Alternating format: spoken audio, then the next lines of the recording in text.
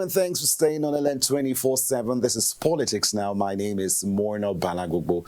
Today we've got quite a packed show for you. We'll be beginning with the build-up to the U.S. presidential elections. It is tomorrow, but today we'll be talking about the pathway to victory for Trump-Harris and what a Trump or Harris win will mean for U.S.-Africa relations. And of course, we'll look at the lessons for how elections are conducted. Well, joining us on the show shortly is Thierry Chetamuwala, a political analyst and the Executive Secretary, African Procurement Institute. Well, later on the show today, we'll delve into the Rivers political crisis. Let's give you a rundown of our talking points. We'll look at the court ruling restraining CBN from releasing federal allocation to Rivers. We'll talk about the lingering Wike Fubara feud and, of course, its impact on governance and way forward. Joining us shortly is Augustine Ugu, a political analyst. He is the lead partner, legal strategist, Amalgam Legal. He's a constitutional lawyer and he'll be helping us make sense of what's going on in Rivers. Well, also Timmy Treasure Dare, political analyst in Rivers, will be joining us also. He's a veteran broadcast journalist, a media marketing strategist. We'll take a quick breather and when we come back, of course, we'll break it down for you.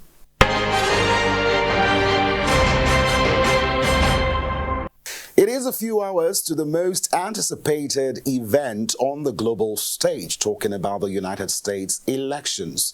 This election will decide the next occupant of the White House. It will influence the direction of the United States domestic and foreign policy and potentially reshape its role in global geopolitics. As we count down to the hour, of course, 7 a.m. USA time on Tuesday, when the electorate will be heading to the polls. The dynamics shaping this race have captured attention worldwide. But beyond the U.S. borders, the outcome of this election holds significant implications for almost every country in the world, including Nigeria and Africa. So let's get straight to the conversation. Joining us is legal expert Thierry, also a political analyst. Thank you for being with us today. It's my pleasure, and thank you for having me. All right, so in terms of pathway to victory, what is going to be the deal breaker for either candidate? Well, to be fair and in all honesty, it is one election that is difficult to call. Looking at the polls, you can't say for sure that it's going to be as at today, because it's tight, really tight. I think the last time United had this type of elections was during the Clinton and Al Gore election, where we had this close call. That election was something else, and we also saw how that election turned out. Eventually, Clinton won elections and was eventually sworn in as president. Now, we are also having a similar thing in these particular elections where the call is very tight and it is very close. So it is difficult for one to sit here to say this is going to be the deal breaker, because even the swing states, even like Wisconsin and the rest of them, Georgia, that are swing states, it is even difficult at this point to even make any call with respect to how the votes will look like. During the Biden-Trump elections, we saw how it went, and some of us had already made our predictions looking at some of the things that had happened. We already knew, for someone like me, I already knew that when I saw the polls coming out of Georgia, I already knew that Trump was going to have a serious hit over there, and even in Wisconsin, when that election actually held. So it is difficult as at today to really call, because a lot of things are really playing out in these particular elections, including the manipulations and everything that will definitely play out. So it's a difficult call at this moment. Thierry, with regards to foreign policy, in the light of conflicts in Ukraine and Russia, Israel-Hamas war ongoing, how will the result of this election shape the conflicts so far? I would want to naturally tip Trump when it comes to foreign policy. Now, because if Trump were to president. Most of the wars we're having today around the world, we wouldn't have seen those wars. Those wars would have been avoided. But of course, it is still under the Biden-Harris administration. We saw the Russia-Ukraine dispute. We are also seeing the Hamas-Israel issue escalating to the level that escalated this particular period. Of course, I don't know how Trump did it during his administration. There is a way he was able to manage Putin. While he was president, he was able to manage the Putin situation and avoided any real confrontation with Russia or with the enemies of the allies of United States. But we are seeing the Biden-Harris administration with their own foreign policies. The foreign policy, it's really more of a disaster than uniting the world. It's really more of a disaster than uniting the world. We also saw what happened between Trump and Kim Jong-un of North Korea. How he was able to bring up that relationship between the United States and North Korea, as well as try to resolve some of the diplomatic issues between North Korea and South Korea, and North Korea and China. So Trump played a major role during his last administration when it comes to foreign policy and uniting the world. But the Biden administration and the Harris administration, which some of us believe that it will be a continuation of this particular administration, changed everything, changed the entire policy, and came up with this whole jamboree we are saying today. You know, the Ukraine-Russia dispute was an avoidable one. But of course, United States fueled that particular dispute, made everybody believe that Russia was the problem. The whole world was against Russia. What did they do? And, you know, one thing I keep telling you, I said that Russia was not giving fair hearing to the rest of the world. Why? Because the United States, who actually has most of the major news platforms, shut down news coming out of Russia. Major platforms like Google, Facebook, and the rest of them shut down news and anything connected to Russia. So it is a story they tell us about Russia, we get to accept. Now, that is the handiwork of the Biden administration, which was not a good one, because we would have listened to Russia, heard their own part of the stories, whether they were correct or not, but we would have listened to Russia. But of course, we were not given the opportunity, because somebody somewhere decided to manipulate the entire system, and everybody was totally against Russia. But we all know that those things were fueled by the United States. Israel-Hamas war. Yes, we have seen that, yes, in recent times and the recent reigniting of that war, we also the strike from Hamas, which was very much condemnable by a lot of us and all that. But you know, when series of ceasefire had been called, and of course, Benjamin Netanyahu, if you know him very well, is one man who actually loves war. He loves the fight. The only period Israel had a little bit of peace, if I would call it that, was the period when he was no longer prime minister. The brief period he left as prime minister, and when he came back, of course, we are back to the wars. And with those wars being fully sponsored and by the United States. We saw how much the United States recently gave to Israel to support Israel in that particular war. So if the United States wanted to end this war, the war would have ended.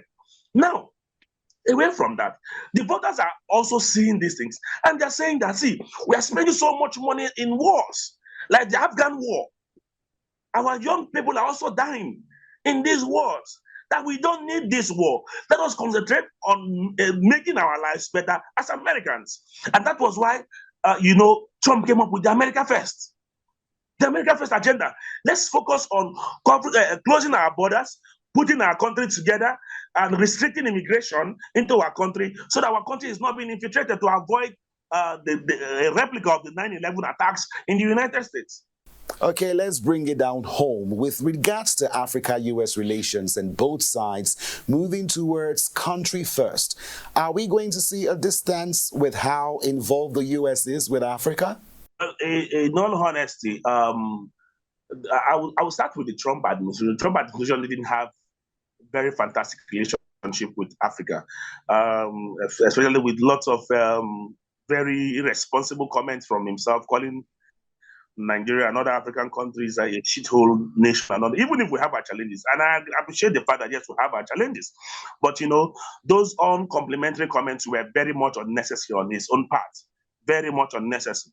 But what does this election, how does it in one word or other affect Africa? It affects Africa in every way. Now, you all will agree with me that the Russia-Ukraine war is affecting grains that is coming to Africa, which is a sad one that up till now we still rely on Ukraine for grains.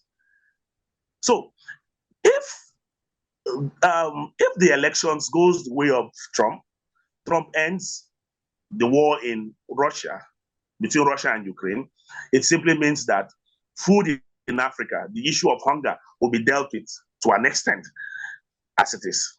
Now that is one win for Africa, or one benefit for Africa. Now, then when you look at foreign relations between Africa and the United States, I can tell you that, of course, the relationship is like a father and it's a master and servant relationship. Africans are working out their salvation to maintain the relationship with the United States and others. The relationship between Africa and the United States has not benefited Africa in any way, or it has not benefited Africa how it ought to benefit Africa. And that is a problem. And that's why we are saying that there is need for an improvement with the way we are being treated, because, Africa goes to the United States beggarly. And that's why we have always consistently called for the unity of Africa, that Africa should unite in demanding for whatever you need to, or in negotiating with these world powers. So I don't see the relationship between the United States and Africa changing. It will still remain the same. Because even during Trump's last administration, and now, and even the Biden administration today, nothing has really changed. We all feel that with Obama being president of the United States, there will be lots of issues, lots of changes and all that. What did we see? We see nations being forced into accepting gay rights and all that. Just seeing our culture and our tradition. Of course, we also saw that during the Biden administration, where Ugandan legislative leader, his visa was revoked. Members of the parliament, their visas were revoked. The same thing we also saw in Ghana, because they refused to pass the gay law. So it is the relationship between Africa and the United States. It's not beneficial to us at any point. So I don't see it changing. I don't see it changing. But the difference is that we may not be forced the way the Biden administration has forced us into accepting certain norms, or into pushing certain things that has been thus far pushed. So we may not be that forced, but whether you like it or not, that relationship is not profiting Africa in any way. It is really not. It is a one-sided relationship. Now, before we let you go, what are the lessons for Nigeria and other countries as we look at all that has played out thus far in the U.S. election circle? First of all, we must understand that these nations are not perfect. Before we model after them, we must realize that these nations are not perfect. They have their challenges. And when we pick up these electoral models from these nations, we should be able to modify it to fit into our own society. It is not because the United States is doing mail-in ballots today, Nigeria will not decide to do mail-in ballots tomorrow. And at the end of the day, we will get to suffer it as a people. No, we should look at how possible is this going to work? Look at other areas like opening up our prisons and making sure that those in prison are able to vote during elections. Because whether you like it or not, they have a right to vote. So you should look at other areas to make sure that more persons participate in the elections. There's a lot to learn from the United States election, especially its fairly presentation of a free and fair elections, even if we know that there are lots of manipulations ongoing in the elections. We all know that, especially the mail-in ballot, it's one major fraud that the world is yet to uncover.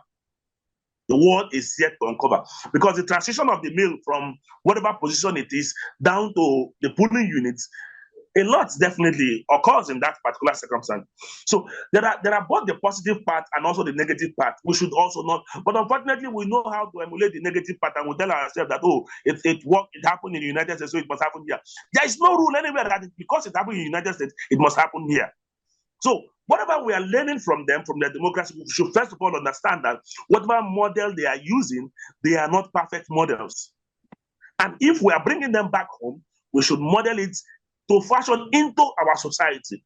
and not to take it as it is and just dump it on our society without modeling it into our own society. So it is key and it is important that these things are put into consideration. Many thanks for joining us, Barrister Thierry. Of course, on Tuesday, our live broadcast, 1 p.m., we'll be covering details and giving you a report of what's going on regarding the U.S. presidential elections.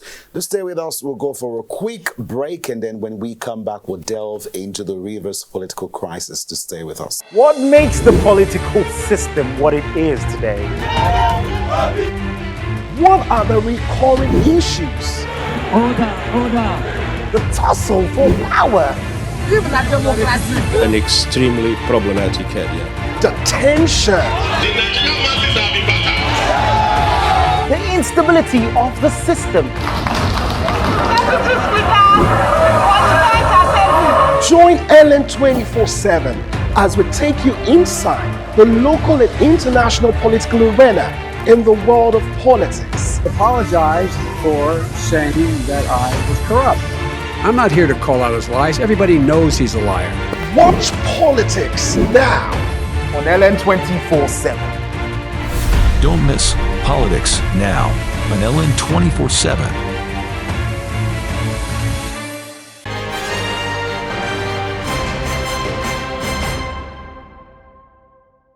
Many thanks for staying with us. Of course, time to talk about the Rivers political crisis. I mean, it's been a roller coaster ever since Wike resumed office as the Minister of the FCT. One would wonder that he would be so focused on governance in the FCT. Well, he is when you look at his track record. But at the same time, it's been a political saga in Rivers State. Well, our guest, Augustine Ugu, political analyst, will be joining us shortly to give us his, beat about what is going on in that state. And Timmy Treasure, political analyst who's been following politics in Rivers for a very long time, will also be making sense of what is going on. Now, there's been multiple mixed reactions to the Federal High Court in Abuja, barring the Central Bank of Nigeria from dispersing further monthly allocations to the Rivers State government, citing alleged constitutional violations by Governor Similaye Fubara. Interesting. Well, do recall that in her ruling, Justice Joyce Abdulmalik found that Governor Fubara's presentation of the 2024 budget to a four-member House of Assembly breached constitutional protocol. Now, Abdulmalik highlighted that since January, Rivers State has received and spent allocations based on an illegitimate budget, describing it as a constitutional aberration. And the court order further restricts the CBN, the Accountant General of the Federation, and the state's accounts at Zenith Bank and Axis Bank from releasing any funds to Fubara. The judge contended that the governor's actions ignored constitutional requirements for budget approval by fully constituted House of Assembly. Now, we knew this was coming as the court's decision followed the suit filed by the Rivers House of Assembly's faction led by Martin Amewule, challenging the legitimacy of the four-member faction that is loyal to Governor Fubara. Well, Governor Similaye Fubara earlier mentioned that over the course of this court's decision that restricted the release of state allocations, he's saying that this is the least of his problems, and he's assured that despite this court order, his administration will continue payments to contractors and ensure workers' salaries are disbursed from now until whenever all of this legal drama is over. He also confirmed that allocations for the 23 council chairman will be credited as the Joint Accounts Allocation Committee procedures have all been concluded. So, a group of agitators in the Niger Delta over the course of last week were threatening to resume hostilities in the area by targeting oil and gas infrastructure if the deliberate plot by some politicians to use a court to stop the local government allocation in Rivers State is successful. Now, those were the rumors, and of course, do recall that the state government had to put out a statement that Fubara planning to shut down oil and gas, blah, dida, all of that was not true. So let's bring in our analyst, Timmy. Thank you for joining us on Politics Now. Yeah, thank you for having me. So let's start with your take on the court judgment. I mean, it's been a lot of days from when it was given, but what are your thoughts? Let's start from there. Judiciary, I pray they don't turn this country into a theater of war simply because of some person's personal interest. For instance, all the judgment we'll be receiving concerning River State of recent has been, channeled towards just the ambition of a particular set of people to turn the state to their personal estate. And I'm wondering why people who have been the privilege of being governor for the state for 8 years, people who have been in one political office or the other for the past 8 or 16 years, still do not want to allow things to go the normal way. Must everything turn to court, and then must the court always give some kind of rulings that are not favorable? The Supreme Court has ruled on this issue before. When the current Nigerian president now, Bola Ahmed Tinubu, was the governor of Lagos State, when he had issues with the then president, Olusegun Obasanjo, who of course then, because President Bola Tinubu then created some local government development centers in areas in Lagos. And then the allocation, of course, was seized. And then, he went ahead to take the case to court. And the Supreme Court ruled, in the favor of Lagos State. So why are we now that the then governor of Lagos State, who is now president of Nigeria, will sit back and watch another state just because he wants to satisfy the interests of one of his ministers? It's not a good thing at all. And the people that are rejoicing, I keep asking the question, what are they rejoicing about? When you know that this is going to affect your siblings, are going to affect your relatives, or just because of the interest of your political interest, you tend to rejoice over something that is not proper. For me, if a case that is involving River State, where every time there's a particular set of judges that are always handling them in the Federal High Court Abuja, a cause for concern, a cause for people to understand that there's something really going on behind that. So for me, it's not a welcome development. It is something that, if not nailed in the board, may turn this entire country into theater of political war. All right, we have word that Barrister Augustine has joined us. Thank you for joining us. And what's your take on the legality of this political dilemma in Rivers State? Thank you for having me. I heard what my brother was saying on the other side about, the way we act as lawyers too. I like what my brother was saying about the decision of the court in Tinubu's case, right? I refer to it as Tinubu case. I think it's different from what we have here. Firstly, what we have in Rivers State, and I think this is where we'll have to unpack it a bit. First of all, the decision of the Federal High Court on restraining the central bank and restraining the banks from, making available the funds of Lagos State in their possession, of Rivers State in their possession, actually is on one key point that everyone seemed to have been a bit beclouded. That decision was that the Rivers State government do not have a proper budget. And I'll explain what that means. Before the state starts spending money, there must be a budget presented to the House of Assembly. In this instance,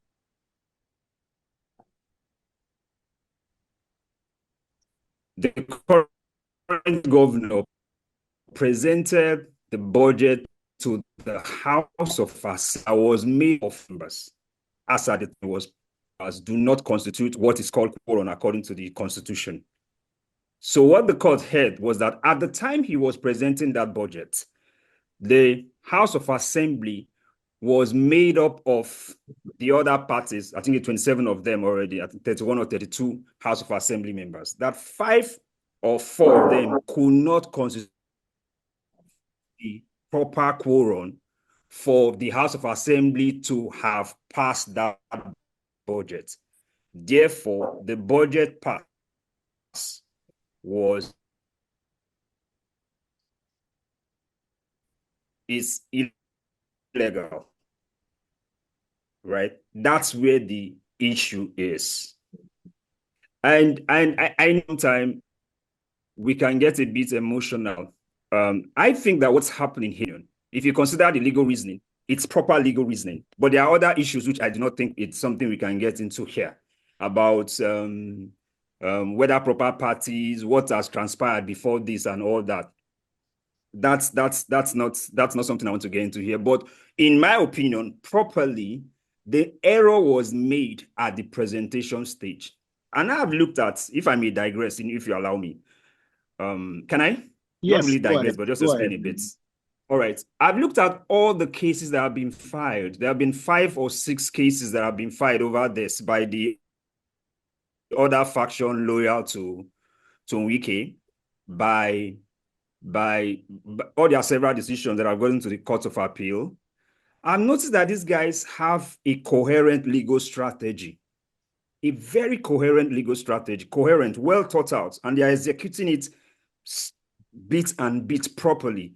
But the other party, unfortunately, my view of the current government is that there seems to be a bit of non-coherent legal strategy on how to win this war, right? With respect to my brother that was speaking the other time, we can't take away the import of the court in deciding disputes as we are going to have. But what the state would have had would have been a coherent legal strategy. Give you an example is this for me. If you read the decisions of the court, part of the reason the court decided that the other guys, the other House of Assembly guys loyal to Wike, why their deflection could not be termed could not declare their seat vacant, was because the action was brought after the required number of days that the action was supposed to be brought. Who was the person that didn't think about that implication at the time the actions were taken? So in other words, what I'm saying is, in summary, what I'm saying is that legally, the reasoning behind that decision, I'm not dealing with the restraining, but the reason to arrive that there was no proper budget is sound, but the government played into their hands. That's my view. Like I said, that's my view. Thank you. Now back to you, Timmy. Your reaction to the governor's response. How does he navigate paying all of these monies? Where will it come from? Does Port Harcourt, Rivers State in general have all the resources? Of course, it's an oil-producing state, but just help us make sense of how that will work realistically. Anyway, I'm not speaking for the state government. I'm not an employee of the state government. I'm only speaking as a citizen who is concerned by what is happening in Rivers State. For instance, I've lived in Rivers State for about 25 years now, so I can tell you categorically that I'm grounded in Rivers State politics and all of that, and considering my job, as a media person. So, but my concern is this. I understand what he has said, Mr. Cousin has said very clearly. Yes, it's a very good legal war they are fighting and well executed plan. But the concern about this is that why should River State politics get this dirty always? Why should it get this dirty always? Why should people defect to a party openly and then go behind and say they are not doing that defecting? To the point of even going to the federal high court where they swore an affidavit, where they swore an oath, and then they went there secretly to, to render that oath, it is not a proper thing to do. For me, I don't see this war. It's an unnecessary war that we are fighting. It's very unnecessary. That I must put to you. Now, for instance, I'm not, like I said, I'm not a lawyer. Maybe by God's grace, maybe I'll have to go and enroll in the law school now to at least. I'm waiting for you, please. All right. Yeah. So that I can also, quote all of these, laws that say. But from my understanding, based on the fact that I'm on the field, I understand what politics is all about. I talk to people, and I'm not emotional about this whole thing. But we must understand that.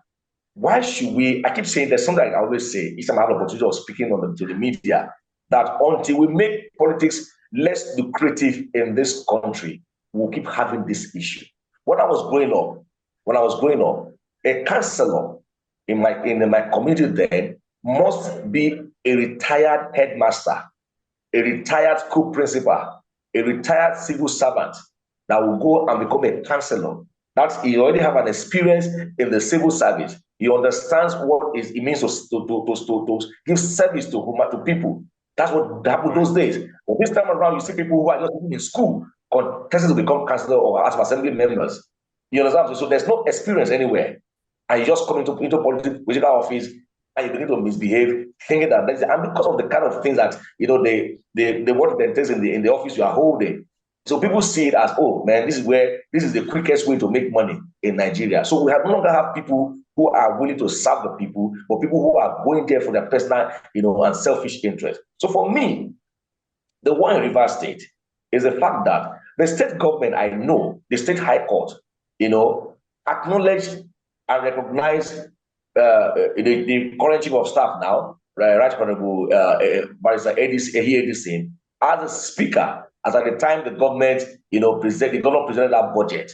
So what have you not put this together? If the state high court, in which that has the decision over that matter, has said, look, you are the speaker, you can go ahead and receive the budget. And then he receives the budget now, and the Federal High Court is saying, no, why did you receive the budget? Because your seat has been declared vacant by the other faction. Now, these people are saying, you that is claiming to be there, your seat has already been declared vacant. He said, the law is so complicated. A lot of judgment, he usually needs to let us understand, look, let's stop putting this country on fire, because we have a lot of judgment that are not supposed to be. Now, so which one do we follow? Is it the state high court judgment or the federal high court judgment? That's my concern. And that's the concern of millions of people who, in Nigeria, not only in Nigeria, but in Rivers State, who are bothered. Because when you look at this one will say, this is the rightful judgment. This one will say, this is the rightful judgment. But at this point that we are now, even the president tried to provide a political solution to the problem, but the government is saying that he came back and he withdrew all of the cases in court, but the other party refused to withdraw their own case, one of the cases in court, which was used against that defection, saga. So you can see that there is no sincerity in the whole of this matter, and it is killing the governance in Rivers State. But the government said that he is not moved, that he will pay the workers, he will do all of that. Well, for me, is the judgment already been executed? That is the question. Because he has given a judgment and the governor has a right of appeal, as far as I'm concerned, and which I'm told that they have appealed that judgment. So the question is, we say okay, stay of execution now, which means maintain status quo. So are we saying that by November, the state governor or government will not have allocation from the federal government or from the CBN, like we have certainly said? And what is the purpose of this? Like the Augustine said, that the purpose was because the budget was not well presented. But to the state high court, that budget was well presented. So which one do we believe? Now back to you, Barrister Augustine. Is this a legal complication? And help us make sense of this, how complicated this is legally. The challenge, what has happened was that state high court ruling as judgment has actually been overturned on appeal. Right, has actually been overturned on appeal. And there was another issue you raised about the withdrawal by the current governor when he was told by the president to withdraw some of his matter against those deflecting guys. Right, he withdrew that. I don't know how that played. I don't know why he would have withdrew that without both parties having agreed. He withdrew that. The other parties didn't withdraw.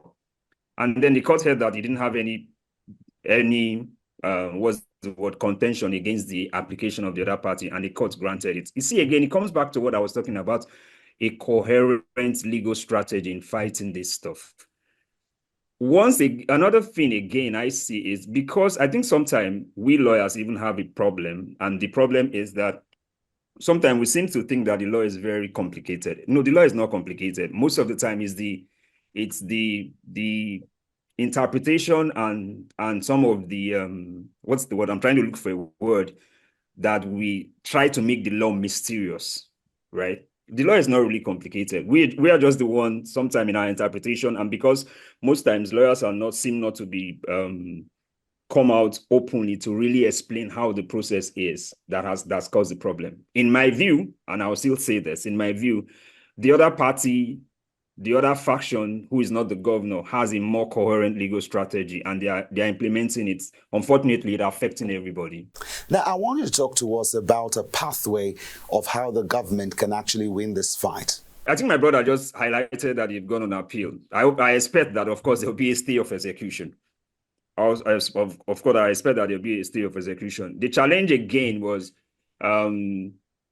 what we need to. I know there's a restraining order, but there's a stay of execution. So I expect that if there's a stay of execution, right, then I expect that funds will still be released until the matter is sorted out. I expect that will go on. Right. That legally, I think that move is the right move. Let's head back to Timi. Good to know you're still with us. What are the concerns over speculations of people wanting to shut down NNPC or petroleum assets in Rivers State as a reaction to all that has been playing out so far? Thank you very much, Mana. And thank you very much, Vice Augustine. You seem to be a very reserved and a very enlightened lawyer. I think I like that. I like that, and I like the way you analyze the point. Now, for me, yesterday we woke up to a fake news, emanating that Governor Fubara has ordered a shutdown. Sometimes I wonder how people put certain things on social media. Does Governor Fubara has the power to shut down NNPC? That's what people should understand. And when someone who was very enlightened sent that message to me, I call and say, how can you forward such a message to me? How can you do that at your level of exposure? So you think this will be true or what? The moment I saw that news, I knew it was fake. How? Governor Fubara does not have the power to shut down NNPC. He doesn't have that power. He does not have that power. He doesn't have the power to even command anyone to go and shut down NNPC. And when you read the fake news, okay, because you shut down NNPC, then we are told that the oil whatever in the international this has dropped. Nigeria has and it's news that people tend to post. People were busy sharing some kind of message. Okay, looks like we lost Timi right there, but we will be right back with him if he gets to join us. But let's get back to you, Barrister Ugo, Barrister Augustine, I beg your pardon. From your own end, what can you tell us about some of these concerns that's been raised? Of course, these are speculations, but just help us talk about what you've been hearing so far. Yeah, what's happening is that there seems to be a lot of sympathy from the populace for the current governor. We can't take that away. There's a lot of sympathy. The emotions seem to have swayed on his side that he's being oppressed. And, so the mass will always move in that direction of somebody being oppressed. So that's what we are having. And everybody, it's because of how the judgments have been interpreted, several of the judgments, it's been interpreted to mean that there's a lot of biased judgment and all the rest being played against, being used against the current governor. So people are sympathetic. Unfortunately, there's a constitutional provision that gives the president the power to take certain decisions. And what I normally counsel people, it's don't create anarchy that gives room for the president to declare a state of emergency. That becomes something else. Right? If the state of emergency is declared, we have another issue to grapple with, right? So my view has always been calm down. The process is ongoing. The process will be resolved. This is political. This is a political issue that has lingered and can only be resolved thoroughly, really, no matter what we do legally in the political space. Because it will get to the point where certain persons will not accept the legal, unfortunately, will not accept the legal decisions, and that would be terrible. So that's always been how I caution people. Whatever we do, respect how the law is playing out, and then recourse to the law in whatever decisions we take. Let's not give the federal government the room, the right to then exercise their powers and declare a state of emergency. That becomes something else. Yes. Now, you talked about a political solution. The president intervened earlier on and all was said to be well, but here we are again. What else can be done to quell this crisis? I mentioned something at the first time I spoke about a coherent strategy, right? And I did allude that from my interpretation of the process, the from my interpretation of the what has transpired, the other party seem to have a more coherent strategy. Again, I don't have access to those information. I'm just analyzing what I see. Seem to have a more coherent strategy to what is playing currently by the other party. The political solutions to this really, okay, give or take. I can't give a definite political solution, but my reading of the room is that there has to be compromises. That's my reading of the room. There has to be compromises, because I understand the feeling of the current governor. He thinks if he goes to the House of Assembly as it's now constituted with those pro Abuja guys, that's the pro Wike guys, they will seek to impeach him, right? I think that's the concern. Then the pro Wike National Assembly, House of Assembly guys seem to be head-bent on impeaching him, right? So that's the impasse. Somewhere or the other, we'll have to come to a compromise. I can't profile that. I'm not in their space, but somewhere or the other, both parties will have to give up certain entitlement that they think they have. And they will have to give that up. But again, let me just address what Timmy was trying to say in the beginning. What he was saying about everybody just being electable. We do not seem to have standards for people being elected. Part of the argument I've argued, and it's something that by the grace of God, we seem to be doing something about, is that, and I keep saying this, the most powerful arm of the governance in Nigeria is the lawmaking body, which is the State House of Assembly and the National Assembly. But have you noticed that 99% of the time, we do not talk about those that we are electing to the National Assembly or to the State House of Assembly? Meanwhile, those are the people that have the power to make the laws that can alter what the governor or the president can do. But they are the ones we neglect. So we send every Tom, Dick, and Harry. The National Assembly, with respect to those that are there, and the House and the State House of Assembly, seem to be a place where we just send anybody who feel like sending to. They're like, okay, they don't want to disturb us in the state, or take a seat in the National Assembly, take a seat in the State House of Assembly. So the thoroughness, the sophistication in making the right laws that can impact the people seem not to be in those places. Those are the places, in my view, that we can channel more effort in ensuring that the proper persons get into those positions than even the executive arm that everybody's clamoring for. Now, how will you assess how this has impacted governance? This is very, very big for me because I'm really concerned about the fate of governance in the state. Oh, no. Intensely distracting. You know how it is sometimes in your work where you have a lot of issues playing on your mind, how it disturbs you from refocusing and doing the job you're supposed to do. It's been a major distraction. Because it seems to me all the time that the current governor is reacting to what is transparent. He can't focus on, okay, for example, this judgment that came out right now on the issue of release of funds. Think about it. That messes up whatever projections he may have had for the next quarter, right? Whether or not he says that. So the whole emphasis that should be on proper governance is now distracted into fighting, right? There's practically every week on social media or on national press or on the media where the River State issue is not playing.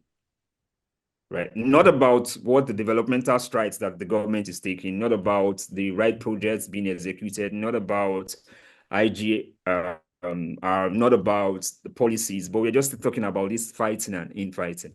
It's a major distraction, and it's not making anything work.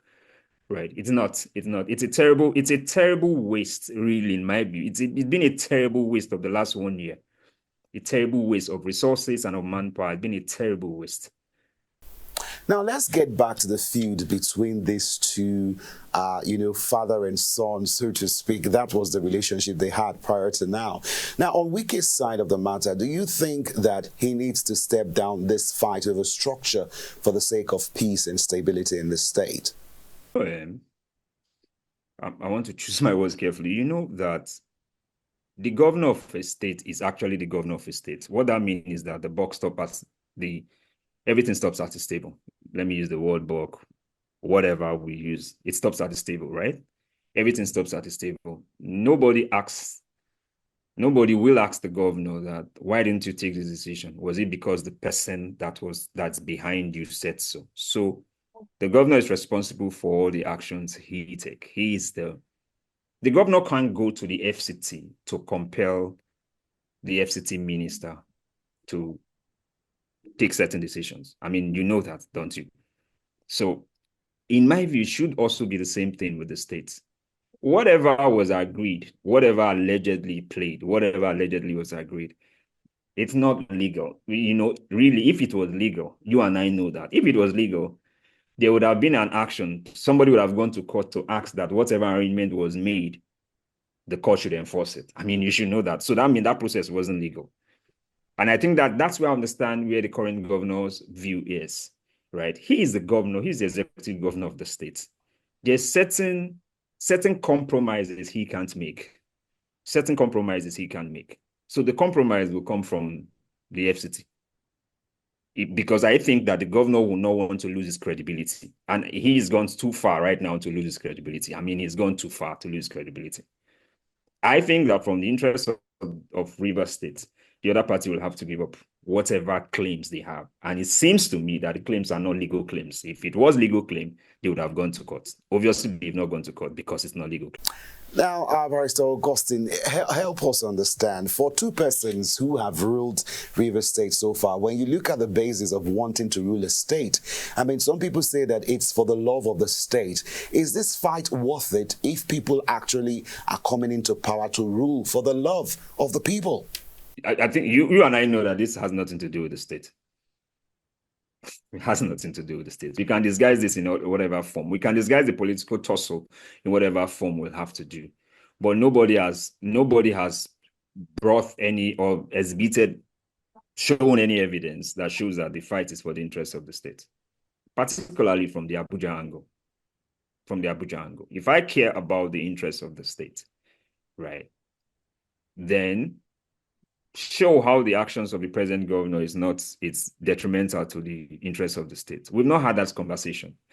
See, if you listen to all the conversation, you notice that nobody speaks about how the welfare of the indigents or the citizens of the state is being played. The argument is on whether or not who controls what, and nobody has answered controls what for the benefit of who. So it's a terrible, terrible situation. It's a terrible situation that this is all essentially centered on personal aggrandizement, personal benefits, and not for the interests of the larger populace. So that's why I understand some of the frustrations of the people that seems to be majorly on the side of the current governor.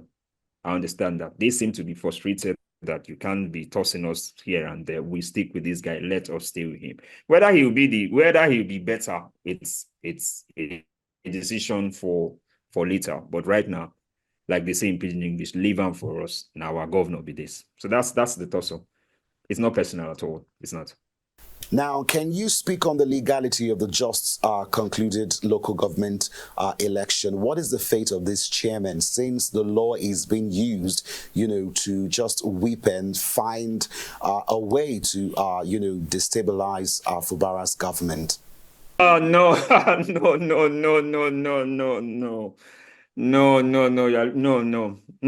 I'm not saying anything about that. I think there might be issues in courts in relation to that. Right. So I don't know about I wouldn't want to give my opinion on the legality of that. But this is what I know, that the electoral process is being challenged. I hope you don't mind my saying this. I don't want to comment on that. The electoral process is being challenged and decisions will be made. Right. But again, let me tell you, I've said this thing like 3 times on this broadcast. Coherent legal strategy seems to be lacking. I've said it 3 times. Coherent. All right, Augustine, can you wrap up your thoughts? Timmy is back. We hopefully would want to engage him. Again, like I said, I've mentioned it 3 times. Coherent legal strategy seems to be missing. Coherent legal strategy. seem to be missing. Do you know that in the Federal High Court's decision about this revenue, that the state government sought to change their counsel? They sought to change the lawyer that started that process, defense of that was acting for them in that matter. That's the thing I was talking about, coherent legal strategy from the beginning. Anyway. All right, Timmy, good to have you back. Can you just go ahead with your thoughts? I like the word, but Kisley is always using coherent, and all of that. I think, but to me, I know that this whole matter will still end up with a political solution. That's what I think should be done. Right. For the interest of the state.